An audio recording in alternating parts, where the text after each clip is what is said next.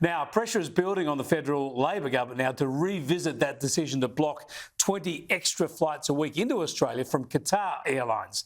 The decision was a boon to Qantas, of course, whose outgoing CEO, Alan Joyce, is busy counting his $10 million bonus. I spoke earlier to Flight Centre boss Graham Turner about how restricting flights into Australia can only ensure that travellers face higher airfares. Yeah, obviously, at the moment, demand exceeds supply, and inevitably prices are higher than they should be in a normalised market. So there's no doubt about that. From what we look at, August 2019, particularly say to Europe and UK, about 40 to 45% higher in economy than they were in 2019. So it's significant. Now, the point is our tourism industry domestically is trying to recover from the pandemic, right? I would have thought the last thing you'd want to do is reject the opportunity of more flights coming in and going out. Absolutely, for sure. I mean, already Australia is generally known as a quite expensive destination, generally long haul, particularly from Europe and North America. So keeping airfare prices up just doesn't make sense if you want tourists here. And obviously, people who are travelling out of Australia, particularly people visiting friends and relatives, it is a serious impost on them.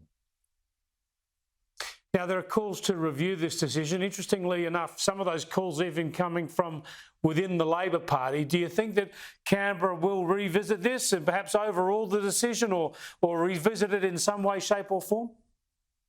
Yeah, it's an interesting one because the government can't win on this one. If they review it and change their mind on it, it won't look good. But if they don't, there really is there'll be a lot of voter backlash because people can see the airfares are clearly inflated and people want better value airfares. And what about the Qantas outgoing CEO, Alan Joyce, sitting back and counting his bonus payments? There are calls now to have those reviewed to claw back some of those bonus payments. Do you think there's any chance that will happen? Yeah, look, I don't know. I'm certainly not in that loop. I think, I think Qantas has made some mistakes, but bear in mind, the industry, us included, the tourism industry, the airline industry was shut down for a couple of years by the government's restrictions. So you just don't get back on your feet in 5 minutes. And I think Qantas, that's one of the issues that Qantas has had. And it will take some time to get them back. I think they'll get back in time. And, obviously Alan's the CEO, so he's got to take most of the responsibility for this. But he's the one who's been reaping rewards out of this. Everybody else is struggling out of it. He seems to have just been rewarded. Yeah, well, I mean, I suppose that's the way the remuneration incentive systems have been working in Qantas. And he's done quite well out of it. But, it's not my role to criticise that. That's obviously the Qantas board to look at. Indeed. Thanks for joining us, Graham Turner. I appreciate it. Thanks, Chris.